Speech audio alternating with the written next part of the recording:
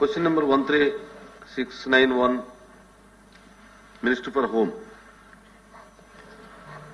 ధన్యవాదాలు అధ్యక్ష.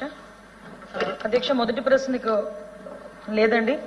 విషయం ఏంటంటే గవర్నమెంట్ వచ్చిన తర్వాత, ఎన్డీఏ గవర్నమెంట్ వచ్చిన తర్వాత గాంజా డ్రగ్స్ మీద ఉక్కుపాదం మోపాలని ఒకే ఒక ఉద్దేశంతో లాస్ట్ గవర్నమెంట్ లో ఉన్న తప్పిదాలను సరిచేసుకుంటూ గాంజాకి డ్రగ్స్ బాధితున్న ఈ విద్యార్థులు గాని యువకులు గాని ఎవరు బారిన పడకుండా ఉండాలని చెప్పి గౌరవ ముఖ్యమంత్రి గారి ఆదేశాల మేరకు ఈగల్ అని చెప్పి ఒక సపరేట్ గా ఒక టాస్క్ ఫోర్స్ ఏర్పాటు చేసి దానికి విధి విధానాల గురించి కూడా మేము సబ్ కమిటీ కూడా ఏర్పాటు చేసుకుని సబ్ కమిటీలో మంత్రులు 5 మంత్రులతో కూడిన సబ్ కమిటీని కూడా ఏర్పాటు చేసుకోవడం జరిగింది అధ్యక్ష.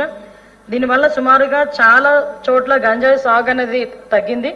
అదేవిధంగా మనకి చూసుకుంటే అధ్యక్ష, ఎన్డీపీఎస్ కేసులు అధ్యక్ష ఇప్పటి వరకు అరెస్ట్ అయిన నిందితులు చూసుకుంటే కంపారిజన్ చూసుకుంటే 1/10/2023 నుంచి 31/5/2024 వరకు 1995 మందిని అరెస్ట్ చేస్తే 1/6/24 నుంచి 31/1/2025 వరకు 2513 మందిని అరెస్ట్ చేయడం జరిగింది అధ్యక్ష.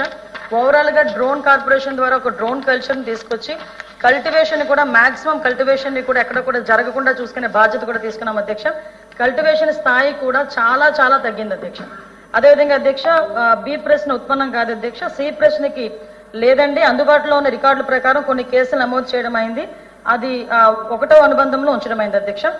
మాదక ద్రవ్య నిర్మూలన కిందాకే చెప్పాను అధ్యక్ష మీకు. ఒక ఈగల్ అని చెప్పి elite anti narcotics group of law enforcement అని చెప్పి ఒక సెపరేట్ గా ఒక టాస్క్ ఫోర్స్ ని ఏర్పాటు చేసి ఆ టాస్క్ ఫోర్స్ కి కూడా 30% ఫిట్మెంట్ ఇచ్చి వాళ్ళకి vehicles, CC cameras, drones, infrastructure మొత్తం వాళ్ళకి అప్పచెప్పి ఎక్కడ కూడా వాళ్ళకి కోఆర్డినేషన్ మిగతా డిపార్ట్మెంట్స్ తో కోఆర్డినేషన్ చేసుకుని వాళ్ళు వెళ్లే పరిస్థితి కూడా కనిపిస్తుంది అధ్యక్ష. మాక్సిమం గాంజాయి డ్రగ్స్ విషయంలో ఉక్కుపాదం మోపడమే కాదు అధ్యక్ష, ఇప్పటికీ కూడా కంట్రోల్ చేయడానికి గవర్నమెంట్ చిత్తశుద్ధితో ఉంది అధ్యక్ష.